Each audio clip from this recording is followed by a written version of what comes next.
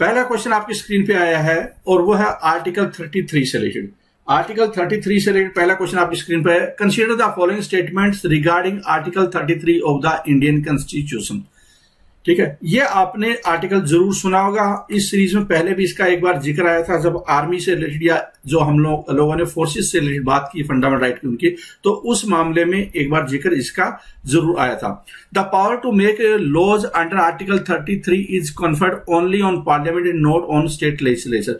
पहले ये स्टेटमेंट बोलती है कि आर्टिकल 33 से रिलेटेड है, पार्लियामेंट के पास कानून है इस पे कोई लॉ बनाने का, बाकी राज्य के जो विधानसभा होते हैं, विधानमंडल होते हैं, उनके पास में इसका अधिकार नहीं है।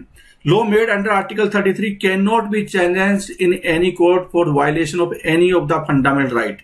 कि आर्टिकल 33 में जो फंडामेंटल राइट्स का वायलेशन होता है, तो ये बताता है आर्टिकल 33 कि आप चैलेंज नहीं कर सकते। इसके तहत जो भी लॉ बनाते हैं, ठीक है, हम देखेंगे आगे कौन कौन से एक्सप्लेनेशन देखेंगे तो कौन से लॉ भी बने इसमें, वो भी देख लेंगे। ठीक है, तो उससे रिलेटेड आप चैलेंज नहीं कर सकते, मतलब फंडामेंटल राइट आपका हनन हो सकता है। आगे है law made under article 33 cover only combatant employees and officer of arm forces. मतलब कि जो हार्डकोर सैनिक हैं और ऑफिसर्स हैं आर्मी के, इसके अलावा जो दूसरे होते हैं, जैसे कि दूसरे वहां पे नाई होता है, कोई धोबी होता है, कोई कुक होता है, इस तरह के लोग होते हैं, वो कवर नहीं है। सिर्फ और सिर्फ सैन्य एम्प्लॉय या ऑफिसर है वो कवर है। क्या ऐसा भी है? क्या दूसरे जो लोग उनके साथ में सिविलियन काम करते हैं वो भी कवर है क्या? तो ये 3 स्टेटमेंट आपके सामने इस पर्टिकुलर आर्टिकल 33 से रिलेटेड। बताओ कौन कौन सी स्टेटमेंट है वो करेक्ट है। तो इसका राइट आंसर क्या होगा? इसका जो राइट आंसर है वो है ए, कि पार्लियामेंट ही कानून बना सकती है, राज्यों के साथ में नहीं है। किससे रिलेटेड मामला? जो डिफेंस से रिलेटेड मामले जुड़े हुए हैं उसकी बात हो रही है यहाँ पे। ठीक है, फंडामेंटल राइट है वो चैलेंज नहीं किया जा सकते, मतलब कि उनको डिसिप्लिन में करने के लिए, फोर्सेस को डिसिप्लिन में करने के लिए कई बार क्या होता है कि इस तरह के कानून बनाने पड़ते हैं जो कि बनाया गया है। तीसरा क्या है कि सारे कवरेज है, चाहे वो कुक हो या बाकी जो लोग हों जो आर्मी में काम करते हैं, वो सारे इसमें कवर है। तो ये तीसरी स्टेटमेंट है वो गलत हो गई है। ठीक है, तो ए इसका करेक्ट आंसर। अगर आप पूरा देखना चाहते हैं, स्टेटमेंट पढ़ना चाहते हैं तो पढ़ भी सकते हैं। कुछ एक्ट बनाए गए हैं, जैसे लिखा था नहीं इसमें पार्लियामेंट के पास में पावर है, तो पार्लियामेंट ने आर्मी एक्ट 1950 बनाया है, नेवी एक्ट 1950 बनाया है, एयरफोर्स एक्ट 1950 बनाया है, फिर police forces restriction of right act 1966 बनाया है, बॉर्डर सिक्योरिटी फोर्स एक्ट भी बने। इसलिए कई इस तरह के एक्ट बने जो फोर्सेज को फंडामेंटल राइट के वायलेशन से जो मामला होता है कि वो आप फंडामेंटल राइट आपको छीने जा सकते हैं, आपके नहीं है। जैसे कि एसोसिएशन बनाने का राइट होता है वो नहीं होता पुलिस वालों का, या बाकी जो एसोसिएशन है उनको नहीं होते राइट वगैरह। कुछ है जो कि आपको सामने दिया हुआ है। ट्रेड यूनियन नहीं बना सकते, पॉलिटिकल एसोसिएशन नहीं कर सकते वो किसी पॉलिटिकल पार्टी के साथ में। तो ये सारे चीजें कुछ फोर्सेज वाले नहीं कर सकते, आर्मी वाले नहीं कर सकते। ठीक है, अगले क्वेश्चन पे आ जाते हैं। Which of the following statement is incorrect? कई बार क्या होता है कि जब आपका कोई क्वेश्चन गलत हो जाता है तो आप अपने गूगल में जाकर सर्च कर सकते हैं, विकिपीडिया में देख सकते हैं, या आपके जो नोट्स है उसमें देख सकते हैं कि आर्टिकल 33 में था क्या क्या। ठीक है, तो इससे क्या है कि रिवीजन होने में आपको मदद मिलेगी क्यों गलत हुआ question. Which of the following statement is incorrect regarding Indian Constitution? कि कौन सी स्टेटमेंट गलत है। यहां पे पूछा है कि निम्नलिखित में से कौन कौन सी स्टेटमेंट है भारत के संविधान से रिलेटेड गलत है। It is not a static document, ये एक स्टैटिक डॉक्यूमेंट नहीं है, एक लाइव डॉक्यूमेंट है। ठीक है, क्या ये बात सही है? ठीक है, it in the actual working of the constitution there has been an flexibility of interpretation, कि आप इंटरप्रिटेशन की एन फ्लेक्सिबिलिटी है, अलग अलग टाइम पे चीजें को अलग अलग व्याख्या की जा सकती है हाई कोर्ट सुप्रीम कोर्ट द्वारा भी। तो ये भी एक फीचर है क्या। दूसरा, इट वाज अडॉप्टेड ऑन 26 जनवरी 1950। और चौथी स्टेटमेंट है constitution is a framework for the democratic governance of the society, कि समाज को चलाने के लिए एक डेमोक्रेटिक संस्थान है संविधान। ठीक है, गवर्नेंस का एक फ्रेमवर्क है, एक ढांचा प्रोवाइड करता है। तो इसमें जो तीनों स्टेटमेंट ए बी डी ठीक है। ये वाली जो स्टेटमेंट है बहुत आसान क्वेश्चन है वैसे देखने में, ये बहुत आसान क्वेश्चन। अगर आप इसको सोल्व करेंगे तो सिर्फ और सिर्फ क्योंकि कॉन्सेप्चुअल है तो लपेटे में ना आके डर न जाए, इस वजह से गलत हो सकता है, वरना ये क्वेश्चन कोई मुश्किल नहीं है। 26 जनवरी 1950 को लागू नहीं हुआ था, संविधान है, अडॉप्ट नहीं किया गया था, सॉरी, वो लागू हुआ था। अडॉप्ट किया गया था 26 नवंबर वाली बात थी 1949 को। ठीक है, तो इसका आंसर क्या हो जाएगा? इसका आंसर है वो सी हो जाएगा। सी गलत है, सी इसमें गलत है। आगे देख लेते हैं क्वेश्चन में, which of the following has the authority to add new territory into India, कि इंडिया में, भारत में कौन सी टेरिटरी है वो ऐड करने की पावर किसको है? मतलब कि अगर पाकिस्तान का पीओके भारत अगर शामिल करना चाहता है, या क्या कि कोई और देश थोड़ा इधर उधर कर रहा है और उसकी टेरिटरी को भारत है वो इंक्लूड करना चाहता है इंडिया में, तो किसके पास पावर है? तो इसका राइट आंसर क्या होगा? इसका राइट आंसर है पार्लियामेंट। पार्लियामेंट है वो एक्ट बना सकती है, लॉ बना सकती है इससे संबंधित, कि भारत की टेरिटरी में कोई इंक्लूड भी किया जा सकता है, बाहर भी किया जा सकता है। ठीक है, ये पार्लियामेंट के ऊपर डिपेंड करेगा। आगे देखते हैं, with reference to democracies which of the following statements are correct. Democracy से रिलेटेड कुछ स्टेटमेंट आई आपके सामने, लोकतंत्र से रिलेटेड है। क्या है? All countries which hold election are democratic politic. क्या ऐसा है कि जितने भी देश हैं, सारे कंट्री जहां पे इलेक्शन होते हैं डेमोक्रेटिक पॉलिटिक कहलाते हैं, मतलब लोकतांत्रिक देश कहलाते हैं? क्या लोकतांत्रिक देश ऐसा करने की डेफिनेशन यही है क्या? एक तो स्टेटमेंट है, बहुत इंटरेस्टिंग डेफिनेशन है। और आजकल आप अखबारों में, न्यूज़पेपर में, मीडिया में एक चीज सुनते होंगे, नॉर्थ कोरिया के ऊपर और चाइना के ऊपर बड़ा चर्चा चल रही है आजकल। नॉर्थ कोरिया की, यहां तक कि जो वहां का शासक है उसकी तो कई यूट्यूब में जो स्टूडेंट है उनकी पिक्चर लगाकर कमेंटबाजी करते हैं। ठीक है, तो आपने ये भी देखा होगा, चाइना के प्रेसिडेंट की पिक्चर लगाकर कमेंटबाजी करते हैं। तो क्या वास्तव में उनको पता भी है कि वो है क्या चीज?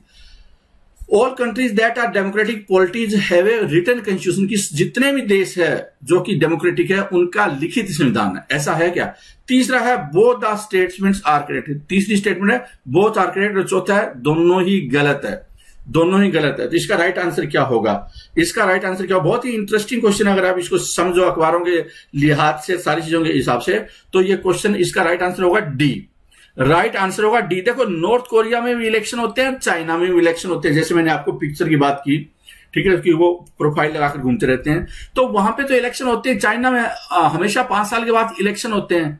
ठीक है, लेकिन फिर भी वो डेमोक्रेटिक कंट्री नहीं कहलाता, क्योंकि वहां पे एक पार्टी सत्ता में आती है, कम्युनिस्ट वाली। वहां पे भी मतलब एक ही शासक बनता है। सभी कंट्री है वो democratic, written constitution of England का तो रिटन नहीं है, तो ऐसा कोई जरूरी है। बहुत सारे ऐसे देश जिनका रिटर्न नहीं है, जो हमने पहले इस सीरीज में पहले भी डिस्कस किया है। तो ये दोनों ही स्टेटमेंट है, ये कोई क्राइटेरिया नहीं है, मतलब 100% नहीं है क्राइटेरिया कि इन्हीं को डेमोक्रेसी बोलेंगे।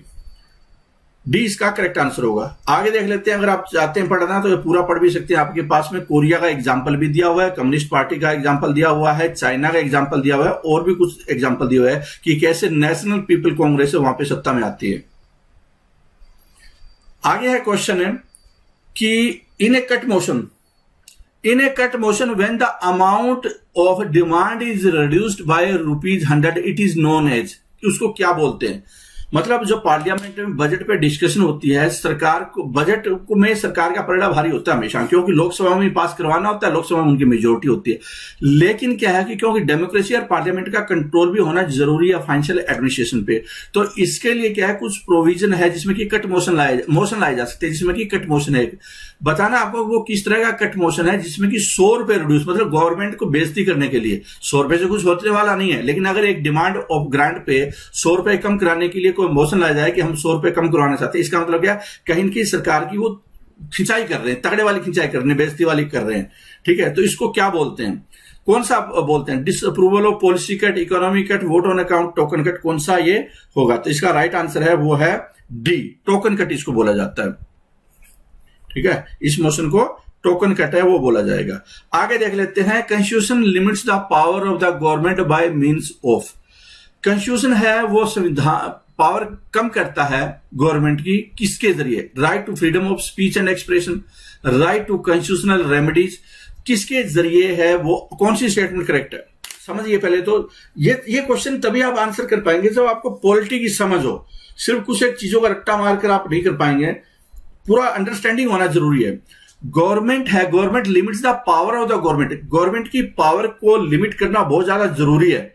जो पहले क्वेश्चन आया था चाइना और नॉर्थ कोरिया वाला, वो एब्सोल्यूट पावर चली जाती है ना, वो इलेक्शन होते हैं लेकिन एब्सोल्यूट पावर है, शासक के पास एब्सोल्यूट पावर होते ही वो निरंकुश बन जाता है, डेमोक्रेसी खत्म हो जाती है। तो वो रीजन था वहां। तो यहां पे इसलिए संविधान है वो लिमिट करता है पावर की, तो किसके जरिए करता है? तो right to freedom of speech and expression जैसे वहां पे नहीं है।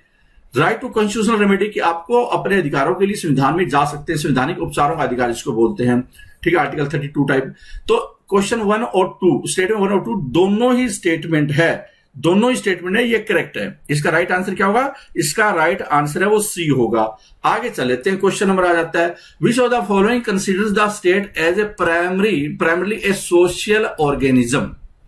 Which of the following considers the state as primarily a social organism? सामाजिक जीव राज्यों मतलब देश को यहां पे कौन सी अप्रोच है वो कंसीडर करती है, कौन सी अप्रोच है वो कंसीडर करती है?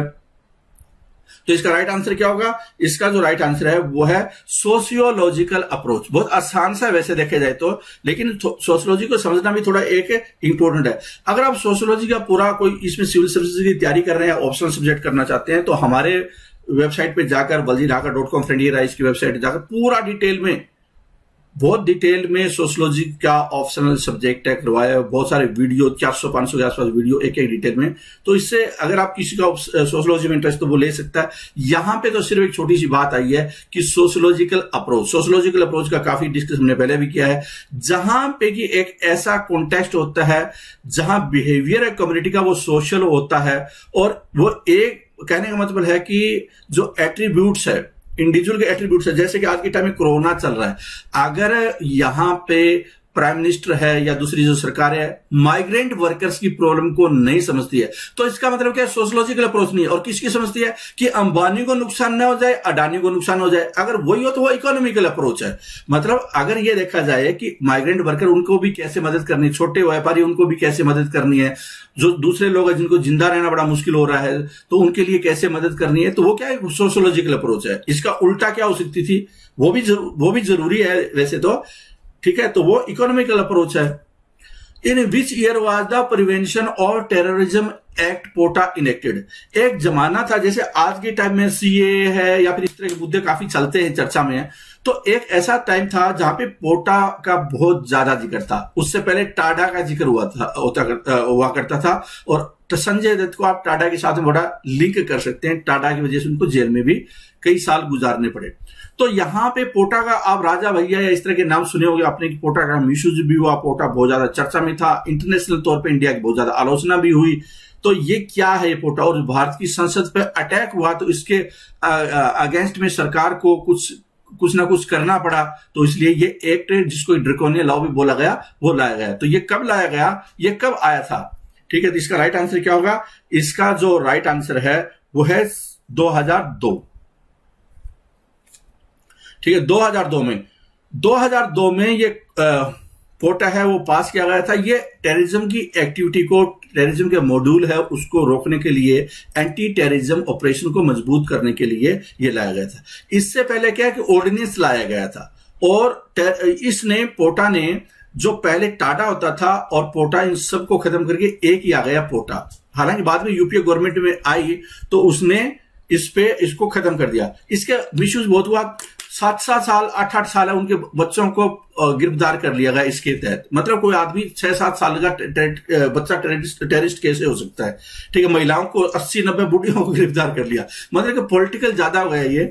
ठीक है, लोकसभा विच वाज इलेक्टेड इन 2004। बताना आपको कि 2004 में जो लोकसभा बनकर आई वो कौन सी लोकसभा थी? आपको ये याद रखना, 2-4 याद रखेंगे कि 2019 में कौन सी थी, 2014 में कौन सी थी, तो आप इसका सर्कल बना सकते हैं कि प्राइम मिनिस्टर कौन सा था, और ये सारी चीजें, मतलब एक आपके दिमाग में मैप बनेगा, विजुअलाइज कर सकते हैं आप। ठीक है, तो बताओ उस टाइम में 2004 में कौन सी थी? तो इसका राइट आंसर क्या होगा? इसका राइट आंसर है 14वीं लोकसभा। 14वीं लोकसभा है, जो कि डॉक्टर मनमोहन सिंह ने, इसकी फर्स्ट कैबिनेट थी, उन्होंने इसको लीड किया था। आगे देख लेते हैं, सरकार को लीड किया था in fact. Which of the following symbol is a symbol reserve by the election commission for more than one political party in election to the Lok Sabha या विधानसभा? आप बहुत ही इंटरेस्टिंग क्वेश्चन है, बहुत ही इंटरेस्टिंग क्वेश्चन है। ठीक है, बहुत इंटरेस्टिंग क्वेश्चन। क्या है इंटरेस्टिंग क्वेश्चन? कि ऐसा कौन सा सिंबल है जो 4 आपको दिया हुआ है जिसमें कि एक से ज्यादा पॉलिटिकल पार्टी को यह सिंबल मिला हुआ है। मतलब आप दूसरे शब्दों में, देहाती शब्दों में अगर इसका इस्तेमाल करें सिंपल में, तो सबसे ज्यादा सिंबल है, इसकी डिमांड कौन सी रहती है, कौन सी सबसे ज्यादा इसकी डिमांड रहती है। ठीक है, तो इसका राइट आंसर क्या होगा? इसका जो राइट आंसर है वो है एलिफेंट, हाथी है, उसकी सबसे ज्यादा डिमांड रही है एक से ज्यादा पॉलिटिकल पार्टी को। बहुजन समाज पार्टी के अलावा, बहुजन समाज पार्टी के अलावा असम गण परिषद है उसको, और सिक्किम संग्राम परिषद है उसको भी हाथी का सिंबल है वो मिला हुआ है। ठीक है, आगे चलते हैं। Question number 1661, with reference to state reorganisation commission consider the following statement. ये स्टेट रीऑर्गेनाइज कमीशन आपको जब ये सीरीज आप पूरी कर रहे हैं तो बहुत अच्छी तरीके से याद हो गया होगा, पता आपको चल गया होगा।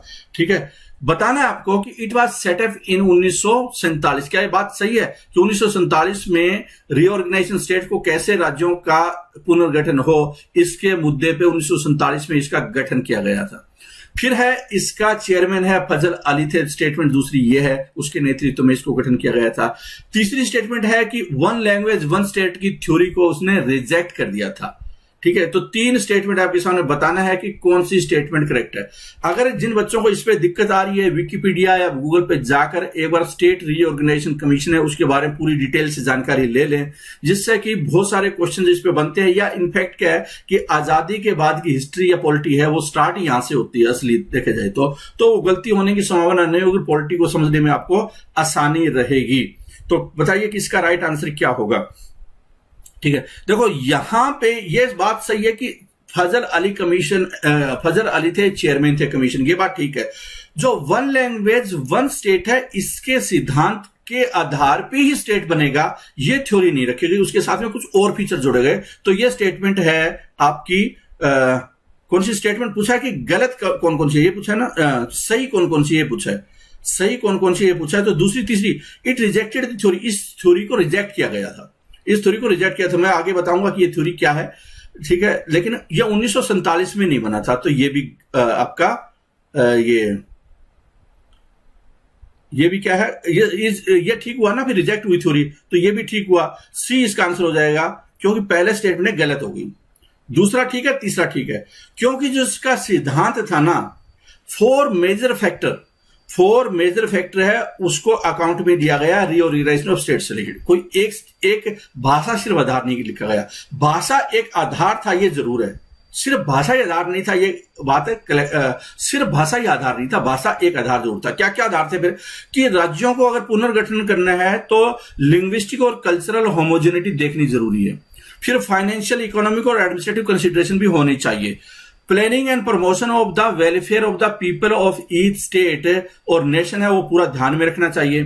ठीक है, उन्हें 4 जो 4 क्लासिफिकेशन थे स्टेट्स के उसको हटाकर उन्होंने बोला कि एक नया बनाओ तरीका। तो ये सारी चीजें इसमें की गई थी। भाषा को पहली बार इसके जरिए आधार बनाया गया था, लेकिन भाषा ये आधार नहीं था, ये एक बात है।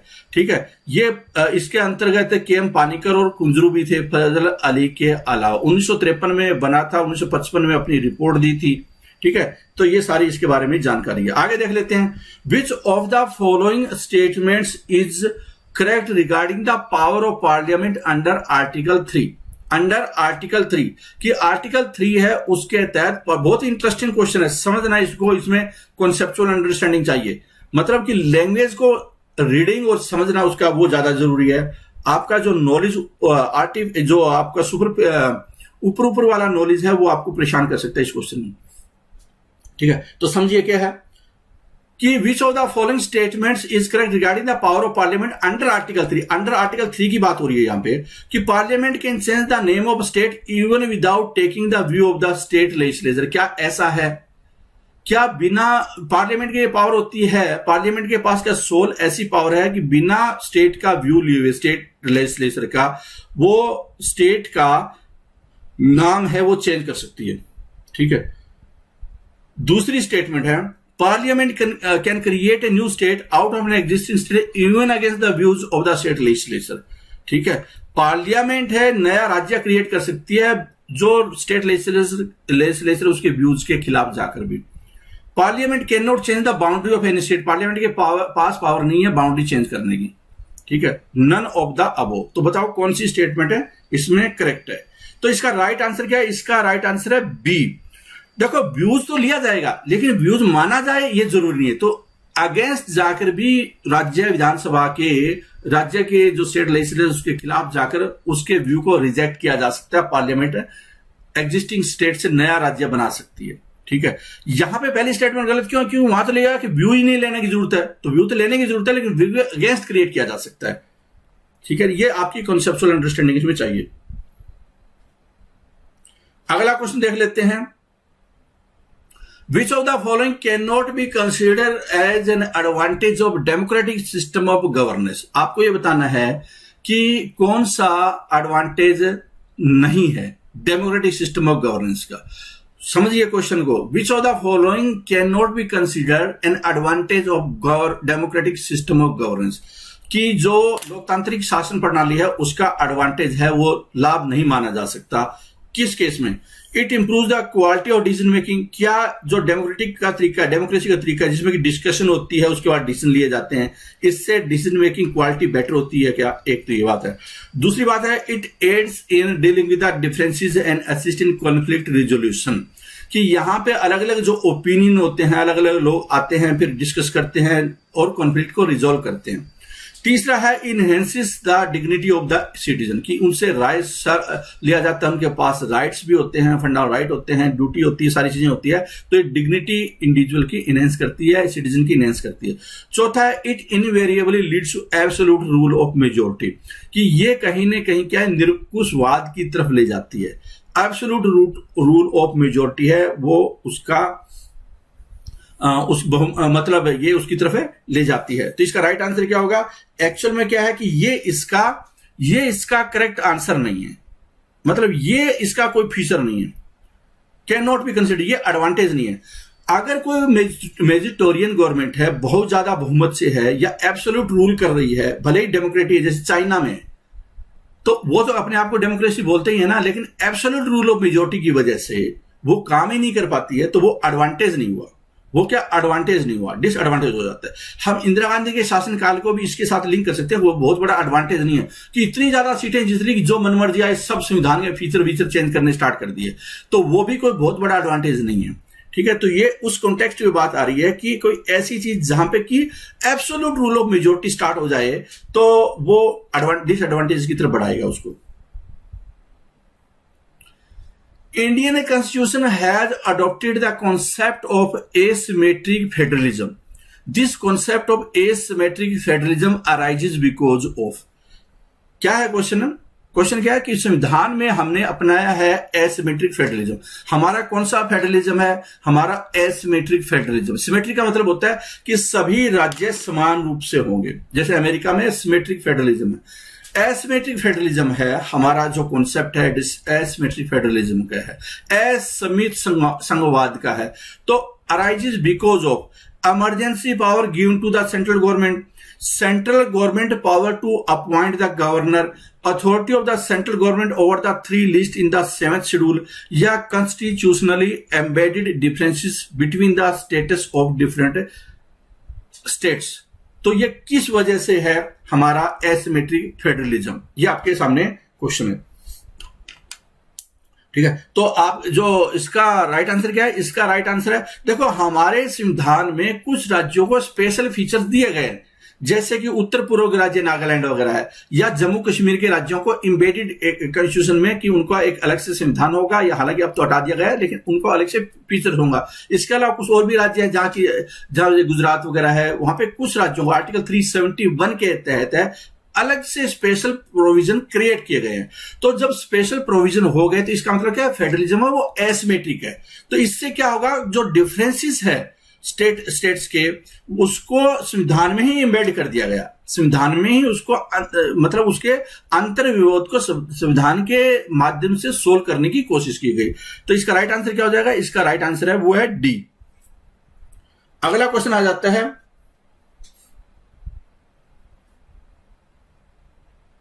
अगला क्वेश्चन है कि which one of the following is opposite to democratic state. एक होता है डेमोक्रेटिक स्टेट है कि जहां लोकतंत्र होता है, तो इसका ठीक उल्टा क्या होता है, इसका उल्टा क्या होगा? ठीक है, मोनार्की, सोशलिज्म, रिपब्लिक और डेस्पोटिज्म। बताओ क्या होगा इसका? तो राइट आंसर क्या है इसका? राइट आंसर है इसका वो है डिस्पोटिज्म। ठीक है, आपने मोनार्की की बात की होगी, हमने एग्जांपल लिया था, थाईलैंड का एग्जांपल लिया हमने, कल जो पिछले सेशन था उसमें जिक्र आया था मोनार्की, तो वो भी एक डेमोक्रेटिक होता है। इंग्लैंड है, बहुत सारे और भी जो अच्छे देश हैं जहां पे कि ह्यूमन डेवलपमेंट इंडेक्स में बहुत अच्छी रैंकिंग है, वहां पे भी रिपब्लिक नहीं है, वो मोनार्की है वहां पे भी, तो वो भी एक अच्छा डेमोक्रेटिक हो सकता है। ठीक है, इसका राइट आंसर क्या? इसका राइट है डेस्पोटिज्म। ये सारी चीजें अगर आप पूरी प्रेजेंटेशन सीरीज देखते हैं तो समझ में आएगी, वरना एक एक क्वेश्चन से हो सकता है कुछ बच्चे इसको समझ ही ना पाए कि मुद्दा क्या चल रहा है। आगे है the second schedule of the Indian constitution contains provision related to. आपको यह बताना है कि जो सेकंड शेड्यूल है संविधान का, दूसरी जो अनुसूची है, उसमें आपको बताना है कि क्या है। तो फॉर्म्स ऑफ ओथ और अफर्मेशन, क्या उसका जिक्र है, या emoluments, allowances, privileges for holder of constitutional post का जिक्र है, कि जो कॉन्स्टिट्यूशनल पोस्ट होती है प्रेसिडेंट वगैरह, उनके जो तनख्वाह वगैरह है, अलाउंसेस है, उनकी क्या राइट्स हैं, प्रिविलेजेस है, वो सारा डिस्कस है। तो बताओ कि इसमें क्या सही है, क्या सही है सेकंड शेड्यूल के हिसाब से? तो इसका राइट आंसर क्या होगा? इसका जो राइट आंसर है वो है बी। ये थर्ड शेड्यूल में और ये सेकंड शेड्यूल में। ठीक है, तो जो सेकंड शेड्यूल है ना, इसमें जो इनके इमोलमेंट, अलाउंसेस, प्रिविलेजेस है, जितने भी, जैसे president of India, governor, speaker, chairman, speaker, deputy speaker राज्यों के, विधानसभा के chairman, deputy speaker, legislative council के जजेस के, ये सब इंक्लूड है, उनकी सैलरी वैल्यू का जिक्र। Second schedule, name the prime minister who brought about a thaw in India China relations by signing line of actual control. ठीक है, कि जो रिश्ते एकदम जमे हुए थे, उनमें एक किस्म से उनमें उनको पिघाल दिया। इसका मतलब ये है कि जमी बर्फ को पिघलाने का काम किया। इन दूसरे शब्दों में कि एक मामले को कहीं न कहीं सॉर्ट आउट करने की कोशिश की भारत और चाइना के रिलेशन से। भारत और चाइना के रिलेशन में, यहां तक कि जो भारत के प्रधानमंत्री राजीव गांधी थे वो चाइना गए थे, उसके बाद में थोड़े रिलेशन ठीक होने स्टार्ट हुए, तब उनकी हत्या हो गई थी। उसके बाद में जो नरसिम्हा राव थे उन्होंने आगे बढ़ाया इस प्रोसेस को, फिर अटल बिहारी वाजपेयी के दौरान भी वहां पे वो चाइना में गए, तो आगे बढ़ा प्रोसेस। यहां पे है कि वो कौन थे प्राइम मिनिस्टर, तो इसका राइट आंसर है पीवी नरसिम्हा राव है, वो उन्होंने लाइन ऑफ एक्चुअल कंट्रोल है उसके ऊपर सिग्नेचर किए थे। तो बी इसका करेक्ट आंसर होगा। आगे चल लेते हैं क्वेश्चन नंबर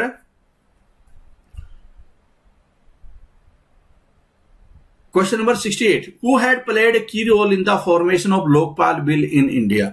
अगर आपने 3-4 साल या 5-6 साल पहले अगर जानकारी है, तो एक काफी ज्यादा आंदोलन 2011, 12, 13 में काफी ज्यादा, 2011 इनफैक्ट ये आंदोलन था लोकपाल का, 2013 वाला तो निर्भया वाला और वो सारी चीजें चल रही थी।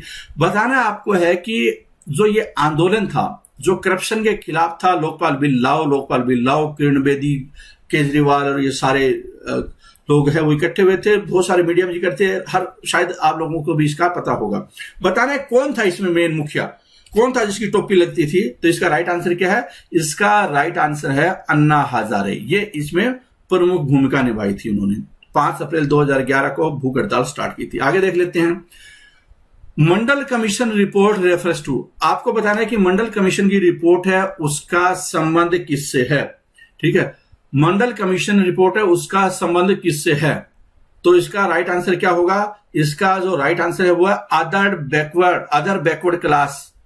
ओबीसी की रिजर्वेशन है, वो मंडल कमीशन की रिपोर्ट की जो रिकमेंडेशन थी उनको अपनाने के बाद में किया गया। 1979 में 1979 में बीपी मंडल को चेयरमैनशिप दी गई थी, चेयरमैन बनाया गया था, एक कमीशन बनाया गया मोरारजी देसाई गवर्नमेंट ने, ताकि पिछड़ों की जो सामाजिक और शैक्षणिक भूमिका है कि बैकवर्डनेस कितनी है, उस पर कुछ सजेशन दिए जा सके। कल आया था सत्सर कमेटी का, आया था, हमने जिक्र किया था, जिसमें कि माइनॉरिटी के लिए था। यहां पे बैकवर्ड क्लास की बात आ रही है, तो उन्होंने उनकी रिकमेंडेशन थी काफी, 3743 कास्ट है, उनको बैकवर्ड माना था उन्होंने, 27% रिजर्वेशन की बात की थी। उसके बाद 1980 में उन्होंने रिपोर्ट दी थी और 90 में वीपी सिंह गवर्नमेंट थी, उसमें 27% गवर्नमेंट जॉब में आरक्षण दिया गया था। आगे देख लेते हैं section of IPC which deal with the LGBT lesbian gay bisexual and transgender community. इसके ऊपर कोई सेक्शन है आईपीसी, वो कौन सा है? आपने सुना होगा पीछे अखबारों में भी पिछले 1-2 साल में चर्चा में रहा है ये कि एलजीबीटी राइट्स की बात बहुत होती है। LGBT rights, lesbian gay bisexual transgender rights की बात हुई है। पीछे कोई सुप्रीम कोर्ट ने इस पर फैसला भी दिया। हमारी सीरीज में हमने पहले भी इसके ऊपर कोई बिल से रिलेटेड बात की थी। बताना आपको वो सेक्शन का नाम क्या है, आईपीसी की धारा, इंडियन पिनल कोड की कौन सी धारा, कौन सा सेक्शन है वो जो कि इस मुद्दे को डील करता है। इस मुद्दे को डील करता है तो इसका राइट आंसर क्या होगा? 377। ठीक है, आगे देख लेते हैं। और ये बहुत ही पुराना कोड है, इंडियन पिनल कोड 1860 जो आईपीसी है उसकी बात कर रहे हैं। ठीक है, आगे देखिए क्वेश्चन क्या है।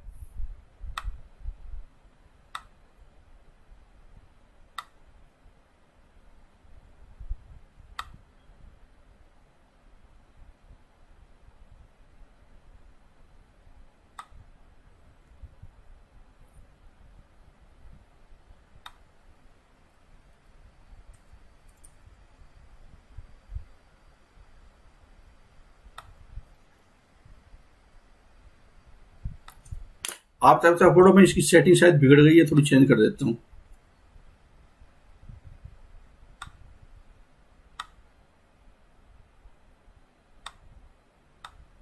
चलो देख लेते हैं क्या है मामला।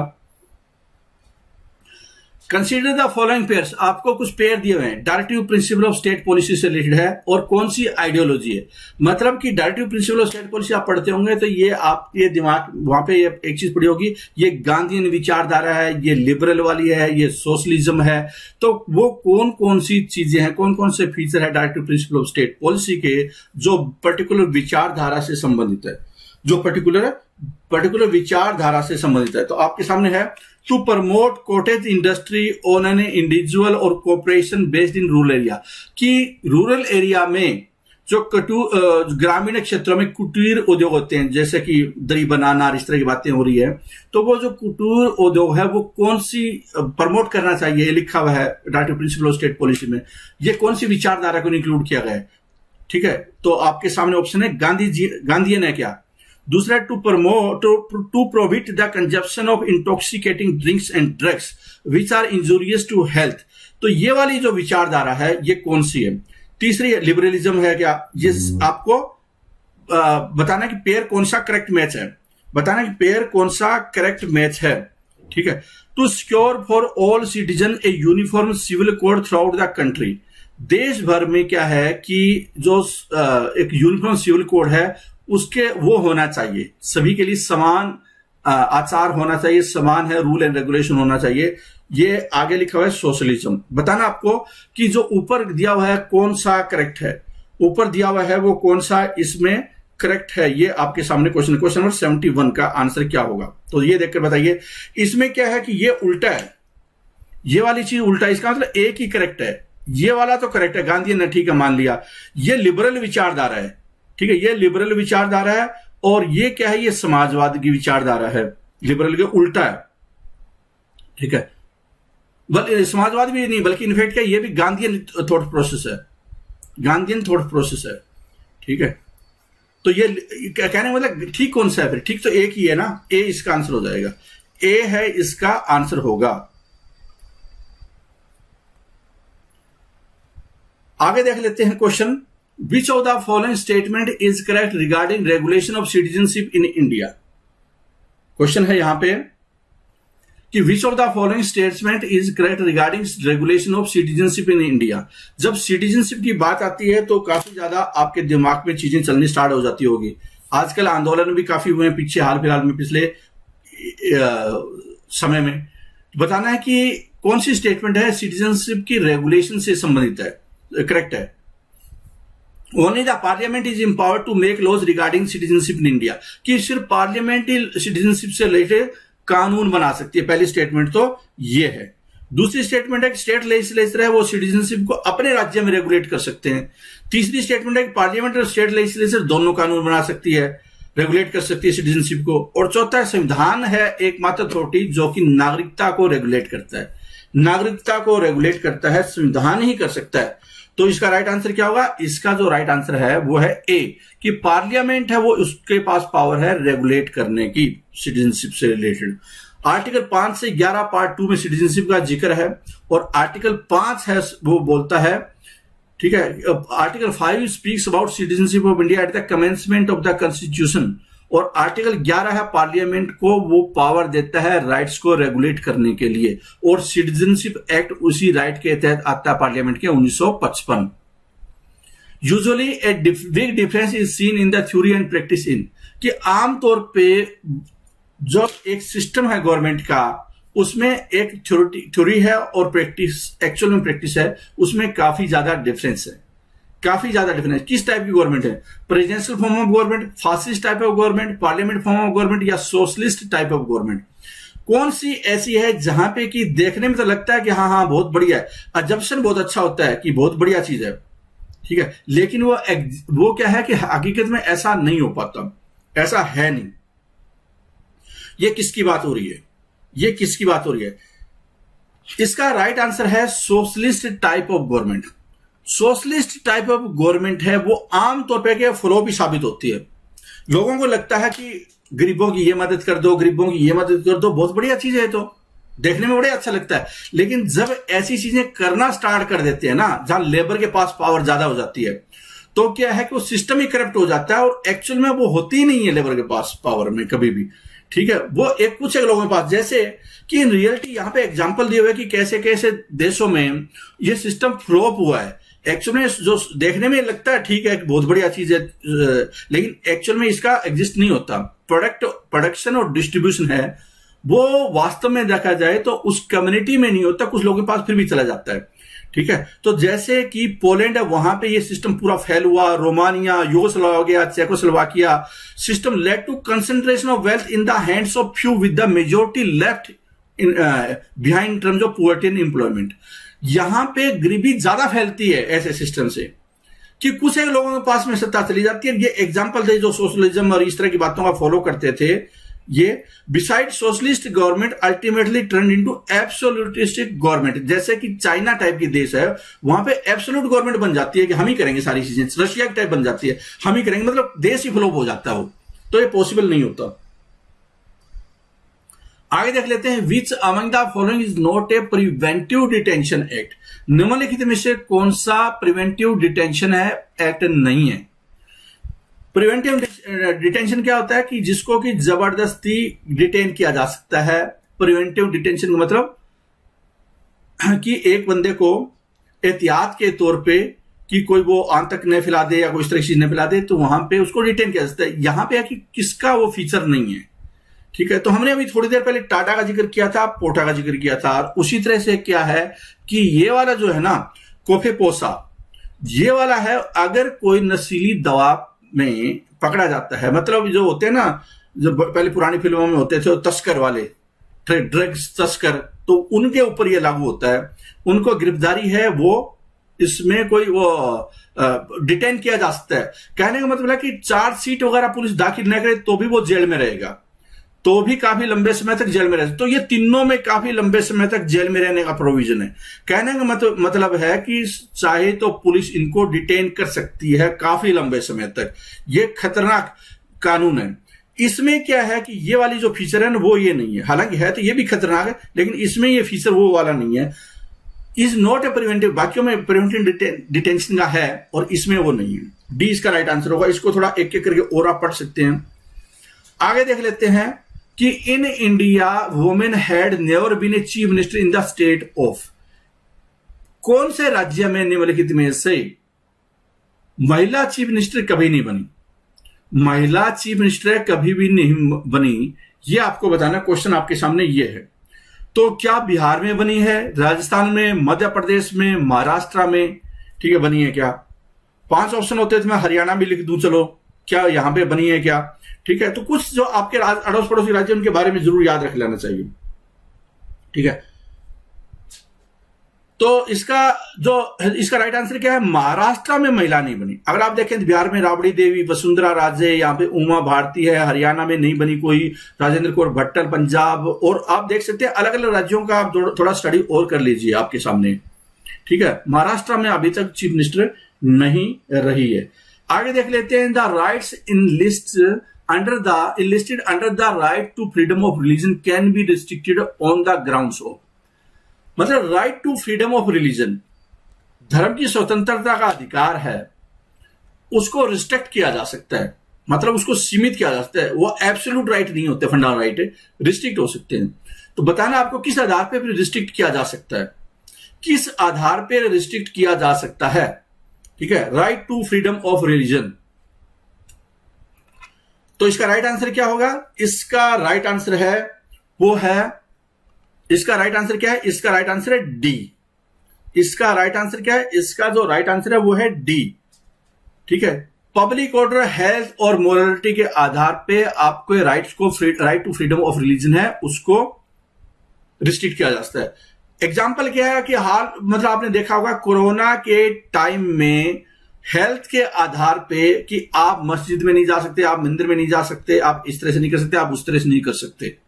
मतलब आप अपने वो अपना लाइक और डिसलाइक, आपको पसंद किया नहीं पसंद किया उसके अनुसार नहीं, आपको कुछ और भी चीज नहीं, पब्लिक ऑर्डर। अब ये नहीं है कि आप झांकियां निकालना स्टार्ट कर दे रहे, उस टाइम में क्या है कि आपको प्रशासन कुछ हिदायत दे रहा, आप नहीं माने। तो ये सारी चीजें इंक्लूड है, पब्लिक ऑर्डर, मोरालिटी, हेल्थ, इसका हमेशा ख्याल रखना होता है। ठीक है,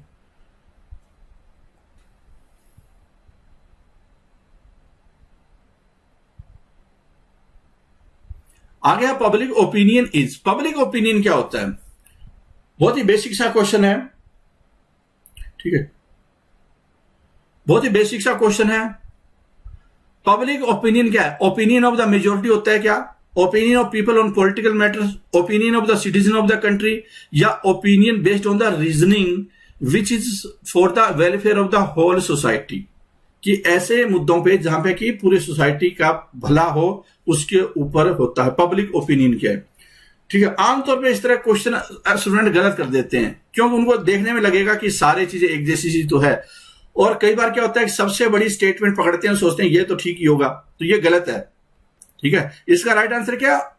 opinion of the majority, public opinion होता है। ठीक है, जैसे कि एग्जांपल पे जनता की राय लेना, पब्लिक ओपिनियन लेना कि कोरोना काल में क्या लॉकडाउन बढ़ना चाहिए नहीं बढ़ना चाहिए, जनता सोच रही है कि जनता क्या चाहती है, तो ये पब्लिक ओपिनियन है। जनता सोचती है कि खुल जाए, कोई बोलता है कि हो जाए। मेजोरिटी किसकी तरफ है?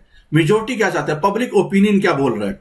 मंदिर बनना चाहिए नहीं बनना चाहिए अयोध्या में, मेजोरिटी क्या है? पब्लिक ओपिनियन, कई पॉलिटिकल पार्टी पब्लिक ओपिनियन को बहुत कंसीडर करती है। आम आदमी पार्टी हर बार बोलती है कि हम जनता से पूछेंगे, जनता से पूछेंगे। कई बार उनकी आलोचना भी होती है, फिर आप किस लिए हो, जनता से पूछना है तो। लेकिन फिर भी क्या है कि वो जनता को साथ लेकर चलना चाहते हैं। तो opinion of majority, public opinion की बात वहां पे जनता, आम आदमी पार्टी वाले एजेंडे से आप इसको देख सकते हैं। आगे देख लेते हैं, article 324, 329 of the Indian constitution deal with which of the following, मतलब आर्टिकल 324 से लेकर 329 तक का जिक्र है संविधान में, वो किस मुद्दे पे है? आर्टिकल 324 से लेकर 329 तक का जिक्र है संविधान में, वो किस मुद्दे पे है? तो वो क्या है? वो है इलेक्शन से रिलेटेड। इलेक्शन से related, election commission of India की बात हो रही होगी ना, तो बी इसका करेक्ट आंसर है। पार्ट 15 की बात हो रही है यहां पे।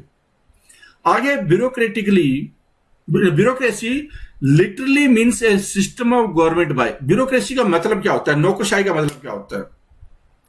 नौकरशाही आप असली मायनों में जो ये कोरोना काल था या कोरोना काल है, लंबे समय तक भी जारी रह सकता है, इस तरह में आपको ज्यादा अहमियत नजर आएगी कि ब्यूरोक्रेसी क्या क्या करती है।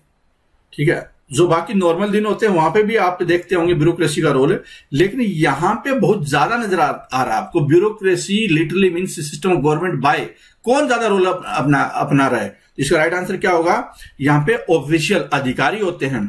ठीक है, अधिकारी होते हैं, कोई फूड सप्लाई वाला अधिकारी है, कोई मेडिकल ऑफिसर हैं, कोई पुलिस वाले ऑफिसर हैं, कोई टैक्स वाले ऑफिसर हैं, कोई एसडीएम टाइप हैं। ये सारे नौकरशाही का काम अदा करते हैं। ठीक, सिस्टम को चलाते हैं, मतलब परमानेंट एग्जीक्यूटिव सरकार के मुलाजिम है और गवर्नमेंट को चलाते हैं, ये इलेक्टेड नहीं होते। Which among the following act suggested for the post cold controller and auditor general. बताना आपको कि किस ने कैग का गठन का सजेशन दिया था, मतलब कौन सा एक्ट ऐसा है जो निम्नलिखित में से आपके सामने ऑप्शन है। कैग आप जानते होंगे, कैग बना है वो किस आधार पर बना है, किस एक्ट की जो अल्टीमेटली प्रोडक्ट है कैग। कैग का आपने जरूर नाम सुना होगा ना। तो इसका राइट आंसर क्या होगा, इसका जो राइट आंसर है वो है सी, 1935 एक्ट है उसका प्रोडक्ट है क्या, कैग। ठीक है, इसके अलावा जो दूसरे एक्ट है वहां पे भी इसकी जिक्र होता है, जैसे ऑडिटर जनरल ऑफ इंडिया 1860 में बना, कंट्रोलर जनरल ऑफ अकाउंट 1866 में बना। ठीक है, ये करते करते जाकर it was under the 1935 act that he was that मतलब ये किसकी बात है, कैग की बात है, was interested with the responsibility for the accounting and audit of the government of India and 11 provincial government, कि ये 1935 में ही इसने एक्चुअल में अकाउंटिंग और ऑडिट का दोनों का रोल अदा किया इंडिया और 11 प्रोविंशियल गवर्नमेंट में। 1935 का प्रोडक्ट है। Which of the following conditions should be necessarily satisfied for conducting democratic election in a country? समझिए क्वेश्चन हो क्या है कि which of the following conditions should be necessarily satisfied for conducting democratic election in a country, कि एक देश में अगर लोकतांत्रिक ढंग से चुनाव करवाए जाते हैं तो कौन सी शर्त है वो जरूर सेटिस्फाई होनी चाहिए। Every person must have one vote of one value, की एक आदमी का एक वोट जरूर होना चाहिए।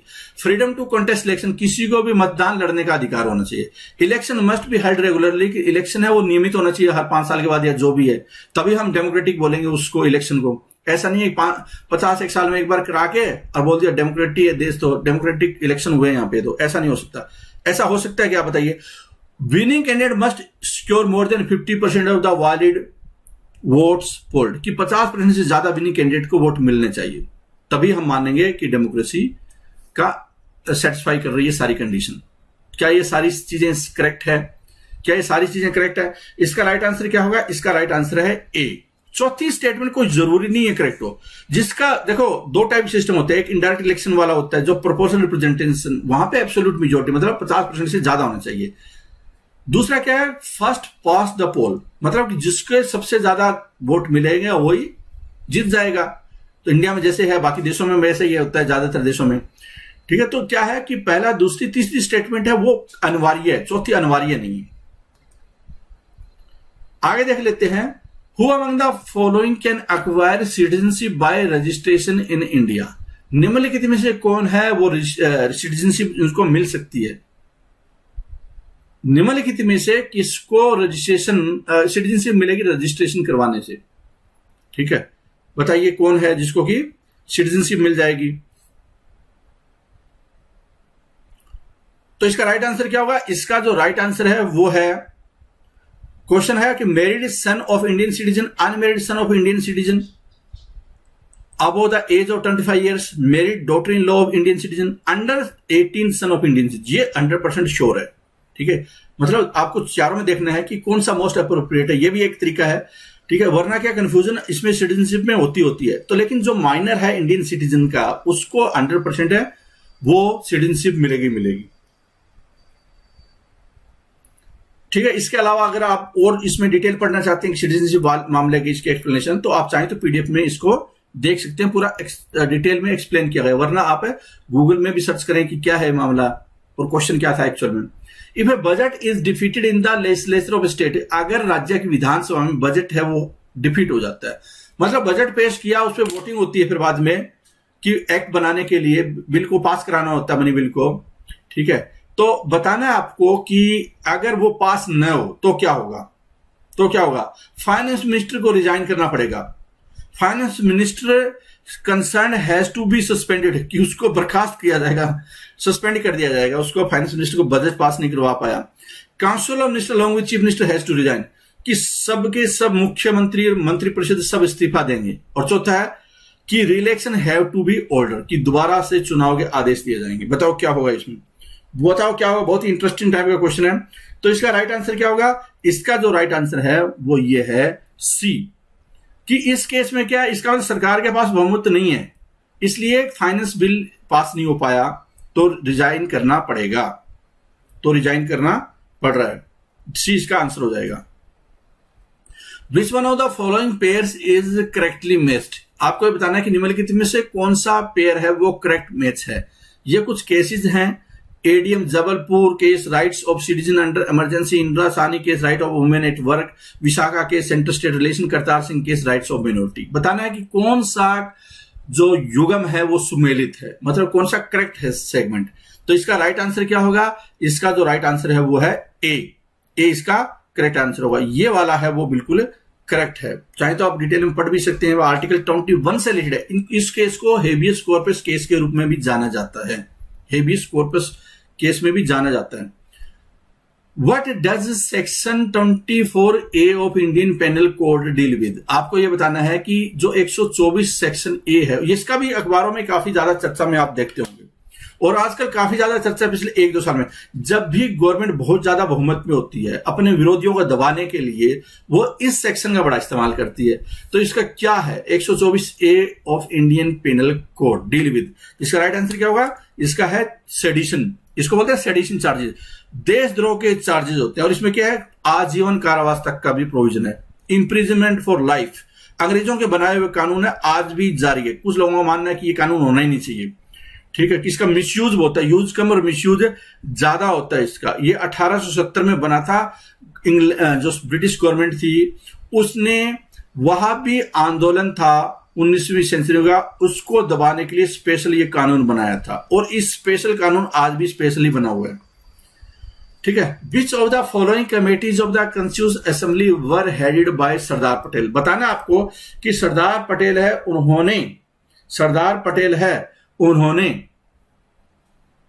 कौन सी कमेटी की, संवैधानिक सभा की कौन सी कमेटी को हेड किया था? तो provincial constitution committee, advisory committee on fundamental rights, minorities and tribal and excluded areas, states committee, या विच ऑफ द, बताना आपकी कौन कौन सी कमेटियों को उन्होंने हेड किया था। तो इसका राइट आंसर क्या होगा? इन्होंने जो एडवाइजरी कमेटी थी माइनॉरिटी के राइट्स वगैरह पे, फंडामेंटल राइट्स पे, ट्राइबल और एक्सक्लूडेड एरिया पे, और प्रोविंशियल कॉन्स्टिट्यूशन कमेटी, इनको हेड किया था। इसका राइट आंसर क्या हो जाएगा? इसका जो राइट आंसर है वो है ए, इसका करेक्ट आंसर है। आप देख सकते हैं यहाँ पे अलग अलग कमेटियों के बारे में जिक्र भी है कि union power committee Jawaharlal Nehru constitution committee, union constitution committee है Jawaharlal Nehru, provincial constitution committee Sardar Patel, drafting committee Ambedkar, advisory committee है माइनॉरिटी पे सरदार पटेल, रूल्स और provision committee doctor Rajendra Prasad, states committee है जवाहरलाल नेहरू, और स्टीयरिंग कमेटी है Rajendra Prasad. The policy that deal with the state tax and expenditure policies of the government is called. आपको बताना है कि वो सरकार की कौन सी पॉलिसी जो टैक्स पे, एक्सपेंडिचर पे सरकार है, सरकार की पॉलिसियां बताती है, सरकार की पॉलिसियां डील करती है। मतलब सरकार को टैक्स लगाना हो, सरकार को खर्चे करने हो, तो कौन सी पॉलिसी कहलाती है वो? इसका राइट आंसर क्या है? इसका जो राइट आंसर है वो है फिस्कल पॉलिसी। और जो आरबीआई की पॉलिसी होती है वो कौन सी होती है? मॉनेटरी पॉलिसी होती है, जो कि मनी से रिलेटेड होती है, money circulation in the market. आगे question, who nominates person for various parliamentary delegation to foreign countries? Question यहां पे है कि who nominates person for various parliamentary delegation to foreign country, कि भारत से पार्लियामेंट के डेलीगेशन जाते हैं, संसद के जो नुमाइंदे हैं वो जाते हैं, एमपी जाते हैं कई बाकी दूसरे देशों में। नॉमिनेट कौन करता है उनको? कौन भेजता है कि ये बंदा जाएगा, ये नहीं जाएगा? तो इसका राइट आंसर कौन है? राइट आंसर क्या है? ये है speaker of Lok Sabha. Speaker of Lok Sabha है वो क्या है कि चेयरमैन होता है, और वही इनफैक्ट क्या है कि स्पीकर ऑफ लोकसभा ही जो अलग अलग पार्लियामेंट डेलीगेशन है उसका नेतृत्व करेगा या उनको भेजेगा। ए इसका आंसर होगा। इंडियन पार्लियामेंट्री ग्रुप के वो एक किस्म से प्रेसिडेंट है, एक्स ऑफिशियल प्रेसिडेंट होते हैं, जो 1949 में बन गया था। Which one of the following vice president resigned from his office to contest for the office of the president? निम्नलिखित में से कौन से हैं वाइस प्रेसिडेंट जिन्होंने कि राष्ट्रपति का इलेक्शन लड़ने के लिए अपने पद से त्याग पत्र दिया था? मतलब राष्ट्रपति का इलेक्शन लड़ा था और वाइस प्रेसिडेंट थे उस टाइम में वो। बताओ आप कौन वो थे? तो ये आसान सा क्वेश्चन है, वैसे कोई ज्यादा मुश्किल नहीं है, फैक्चुअल टाइप का क्वेश्चन है। इसका राइट आंसर क्या है? वीवी गिरी है वो राइट आंसर है इनका। वीवी गिरी है वो राइट आंसर है। वो उस टाइम में एक्टिंग प्रेसिडेंट का काम कर रहे थे, उस टाइम में एक्टिंग प्रेसिडेंट का काम रहे थे, क्योंकि डॉक्टर जाकिर हुसैन उनकी देहांत हो गया था और उन्होंने अपने पद से फिर त्यागपत्र दे दिया गिरी ने, और प्रेसिडेंट का इलेक्शन लड़ा, और चीफ जस्टिस ऑफ इंडिया थे मोहम्मद हिदायतुल्लाह, उन्होंने शॉर्ट टर्म के लिए प्रेसिडेंट का काम किया। आगे देख लेते हैं, name the two non permanent houses in the parliamentary setup of India, कि पार्लियामेंट की जो प्रणाली है, भारत की संसदीय प्रणाली है, उसमें वो कौन से दो हाउस है जो कि स्थायी नहीं है, जो कि स्थायी नहीं। बहुत आसान, बहुत ही इंटरेस्टिंग क्वेश्चन है, ठीक है। जो बच्चे रट्टा मारते हैं, समझते नहीं है ना, उनको दिक्कत आएगी इस तरह क्वेश्चन में। हालांकि ये प्रेजेंटेशन है, ये वीडियो देख नहीं पाएगा जो बच्चा रट्टा मारेगा, क्योंकि वो दो क्वेश्चन में बोर हो जाएगा, उसको समझ में ही नहीं आना है कि चल क्या रहा था, ठीक है। तो उस बच्चे का जिसका थोड़ा लेवल है और जो अच्छे एग्जाम की तैयारी कर रहा है या किसी भी एग्जाम की तैयारी कर रहा है, लेकिन वो जॉब की लाइन में है, जॉब लेने की लाइन में, नया की सिर्फ तैयारी तो करने वाले 30 लाख फॉर्म भरते हैं या 1 करोड़ फॉर्म भरते हैं लोग, तो एक्चुअल में 1% का भी सिलेक्शन नहीं होता, या 0.1% रिजल्ट होता है। तो तैयारी करने वाले 1 या 2% होते हैं, बाकी तो क्या एप्लीकेंट, एस्पिरेंट नहीं है वो। राज्यसभा, विधानसभा, लोकसभा, विधान परिषद, राज्यसभा, विधान परिषद, लोकसभा और विधानसभा। तो जो स्थायी नहीं है वो है लोकसभा और विधानसभा, इनका इलेक्शन होता है। ये क्या है कि हर 5 साल के बाद होती है, ये परमानेंट हाउस होते हैं। कौन सा? राज्यसभा और Vidhan Parishad.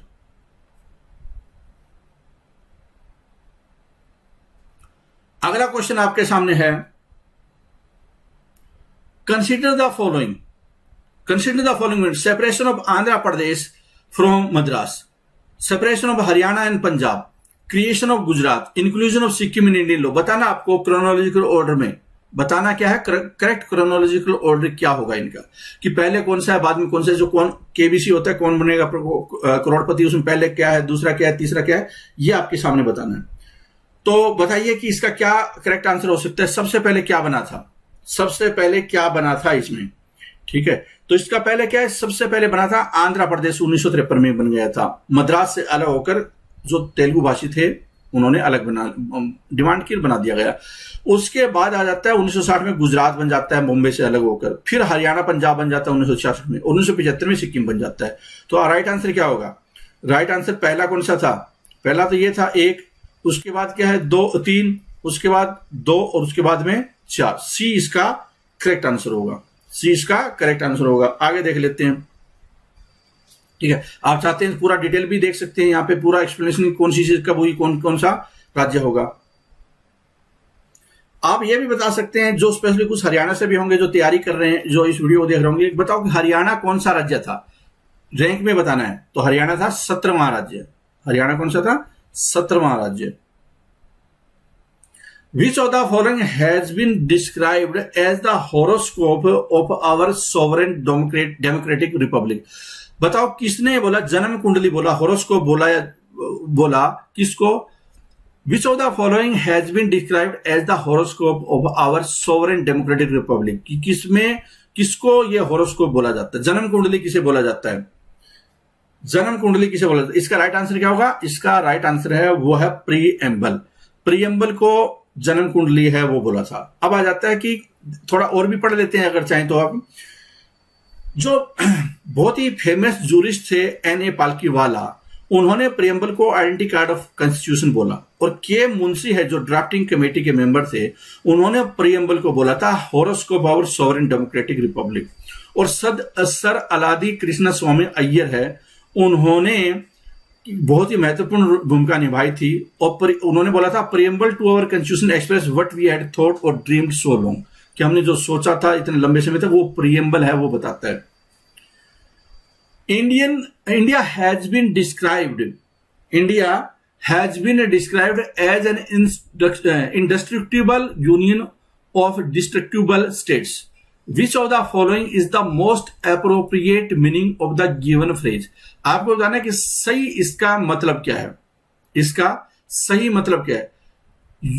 Indestructible union of destructible states, states destruct हो सकते हैं, स्टेट अलग अलग हो सकते हैं, यूनियन अलग नहीं हो सकती। इसका मतलब तो ये हुआ यूनियन अलग नहीं हो सकती, मतलब कि यूनियन से राज्य अलग नहीं होंगे, यूनियन राज्यों को अलग अलग कर सकती है, उसका डिमार्केशन वगैरह, नाम चेंज करना, ये सारी चीजें कर सकती है, ठीक है। तो बताओ इसका एग्जैक्टली क्या मतलब निकल रहा है?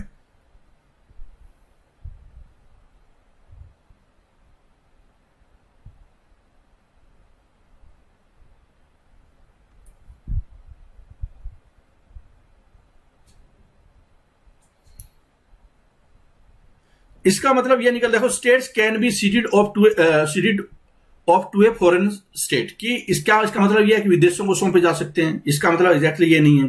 Division of states in 4 group under the, ये तो बिल्कुल नहीं है। Territorial integrity of state is not guaranteed by the constitution, इसका मतलब ये है, सी इसका करेक्ट आंसर होगा। कि ऐसा नहीं है कि राज्य की जो सीमा है उसको चेंज नहीं किया जा सकता, राज्यों की सीमा चेंज किया जा सकता है। यही तो मतलब है कि स्टेट को अलग किया जा सकता, स्टेट को चेंज किया जा सकता है, यूनियन को चेंज नहीं किया जा सकता। सी इसका करेक्ट आंसर होगा, हालांकि आसान सा ही है।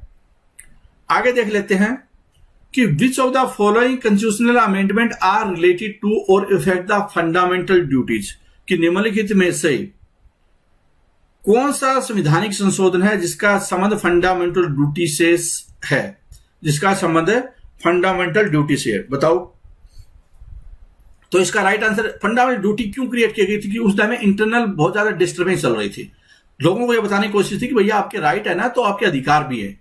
स्वर्ण सिंह कमेटी बनाई गई, इंदिरा गांधी ने बनाई, उसने कुछ रिकमेंडेशन दी, 10 मौलिक कर्तव्य बना दिए गए, उसके बाद 11वां बनाया गया।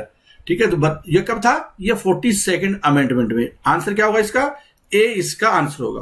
और जो 11वां जोड़ा गया था ना, वो 86 कॉन्स्टिट्यूशनल अमेंडमेंट 2002 में जोड़ा गया था। ठीक है, और इससे संबंधित क्या है? फंडामेंटल ड्यूटी से रिलेटेड पार्ट 4A और आर्टिकल है 51A। Which of the following statements are correct regarding human rights? Human rights से रिलेटेड कुछ स्टेटमेंट आपके सामने दिए, बताओ कौन कौन सी स्टेटमेंट है वो करेक्ट है। ह्यूमन राइट्स से रिलेटेड कौन कौन सी स्टेटमेंट है वो है करेक्ट है। Human rights are rights inherent to all human being regardless of race, sex, nationality, ethnicity, language, religion और any other status. Human rights सभी के होते हैं, चाहे कोई हो, सारे प्राणियों के ह्यूमन राइट्स है, मतलब सारे मनुष्यों के जन्मजात से ह्यूमन राइट्स मिलते हैं। दूसरा, human rights day is observe every year on 10th दिसंबर। 10 दिसंबर को हर साल ह्यूमन राइट डे दिवस मनाया जाता है। 2 स्टेटमेंट आपके सामने ह्यूमन राइट्स से रिलेटेड, कौन सी क्या? एक तो बहुत ही व्यवहारिक है, जनरल स्टेटमेंट है, ये बिल्कुल सही होगी। दूसरी क्या अब आता है कि क्या फैक्चुअली करेक्ट है, 10 दिसंबर को मनाया जाता है क्या? तो ये भी स्टेटमेंट है, बिल्कुल करेक्ट है। तो इसका आंसर क्या हो जाएगा? Both are correct, both are correct इसका आंसर होगा।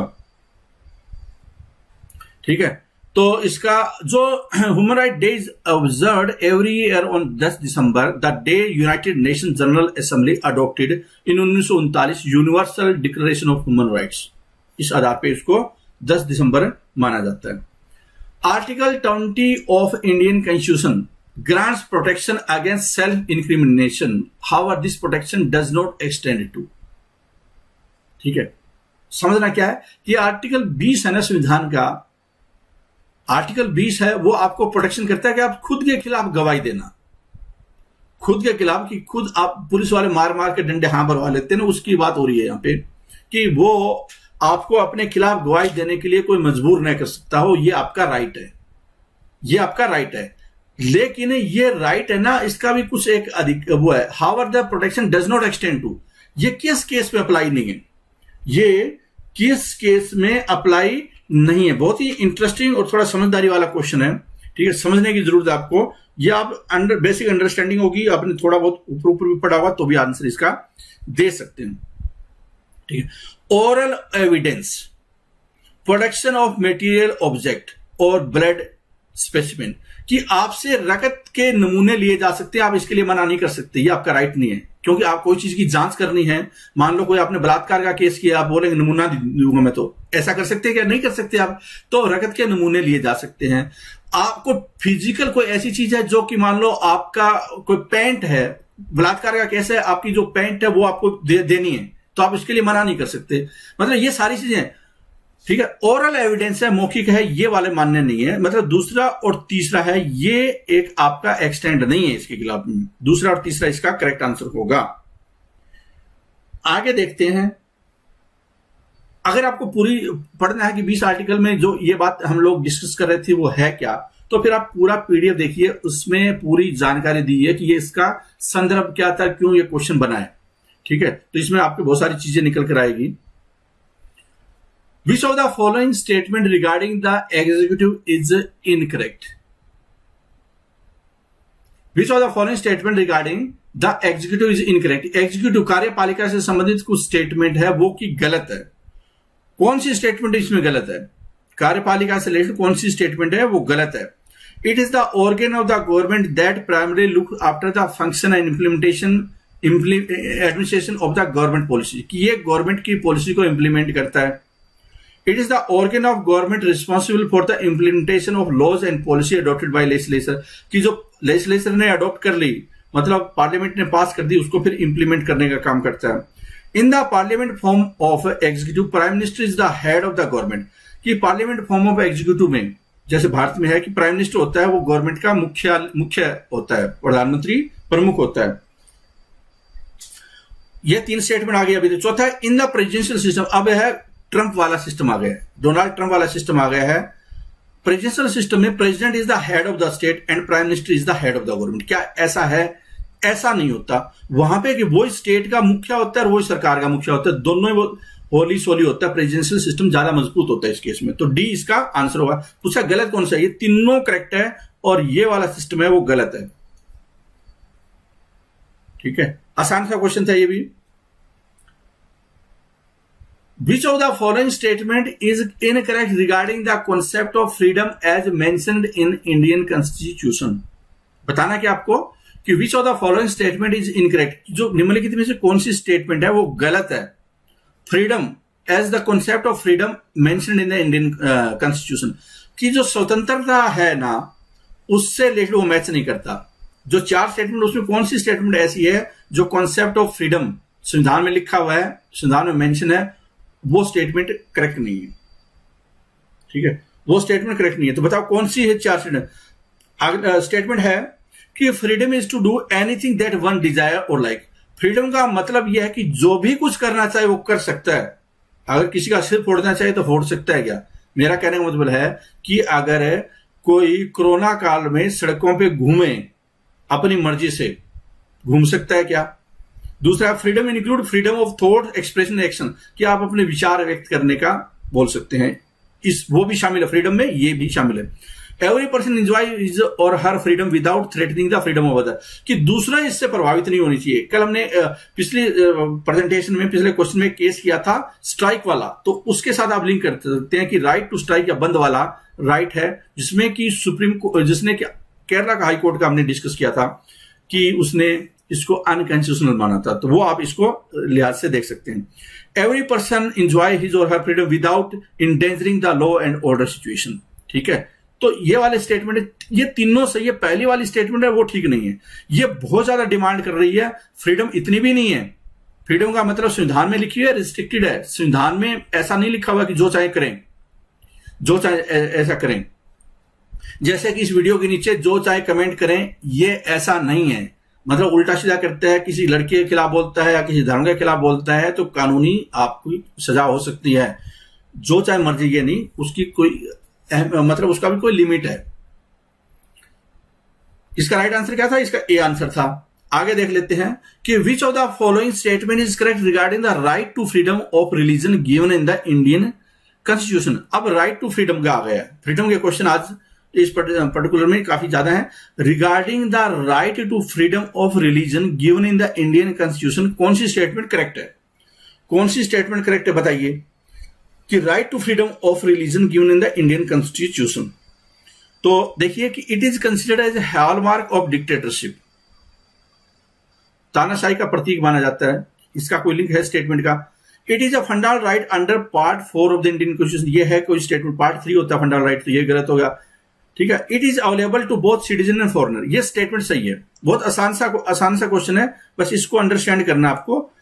जो फ्रीडम है, कोई बाहर वाला है वो भी अपनी पूजा कर सकता है। अगर बाहर से आता है कोई दूसरे देश से, ठीक है, अमेरिका से आता है, तो वो अपने ढंग से मनाना चाहता है कोई फेस्टिवल तो बना सकता है। सिटीजन और फॉरेनर दोनों के लिए अवेलेबल है। सी इसका करेक्ट आंसर होगा। ठीक है, आगे है bill of rights. Bill of rights का मतलब क्या है? Bill of rights, bill of rights is a list of rights mentioned and protected by the parliament. दूसरा है list of rights mentioned and protected by the judiciary, list of rights mentioned and protected by the executive, list of rights mentioned and protected by the constitution. बताओ इसका correct answer क्या होगा?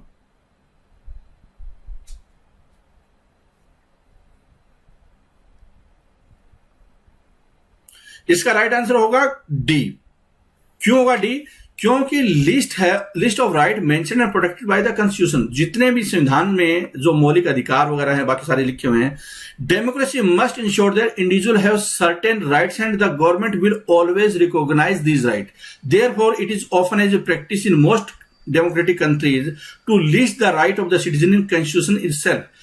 Such a list of right mentioned and protected by the constitution called bill of right, कि ऐसे right जो लिखे हुए हैं प्रोटेक्टेड है संविधान में, उनको बिल ऑफ राइट बोला जाता है। बिल ऑफ राइट है वो प्रोवाइड करते हैं गवर्नमेंट को अगेंस्ट एक्शन इंडिविजुअल के, कोई न्यायालय जा सके, और वो उसको अगर कोई वायलेट हो जाता है तो रेमेडी का भी, उपचार का भी अधिकार होता है। तो बिल ऑफ राइट्स का मतलब ये यहां पे निकल कर आता है। इसका राइट आंसर क्या था? राइट आंसर डी था। तो मैं उम्मीद करता हूं कि जो आज के क्वेश्चन है बहुत सारे आपको समझ में भी आए होंगे, आपने इसको करने की कोशिश की होगी। 50 में से अगर आप पिछले 50 क्वेश्चन में से अगर आप 35-40 करेक्ट करते हैं, इसका मतलब सारी चीजें आपकी ठीक चल रही है। जिस बच्चे के 30 से कम है उसको काफी ज्यादा चिंता करने की आवश्यकता है। अगर वो ठीक ठाक बड़े लेवल की जॉब की तैयारी कर रहा है और 30 लाख या 20 लाख या जितने भी लोग इसमें पार्टिसिपेट करते हैं एग्जाम देने के प्रोसेस में, वो भ्रमित न हो कि इतना मेरा तो हो ही जाएगा। उसको 5000 में आना जरूरी है, और 5000 30 लाख का आप कैलकुलेट कर लीजिए कि भैया 0.1 या 2% में आएगा कोई, तभी उसका सिलेक्शन होगा, ठीक ठाक जॉब मिलेगी। वरना क्या है कि आप अपना टाइम खराब कर रहे हैं अगर सीरियस नहीं पढ़ रहे तो। चलो आज की क्लास में इतना ही। Thank you very much. अगर किसी ने ये कोर्स ज्वाइन नहीं किया तो जरूर ज्वाइन कर ले, फायदा होगा।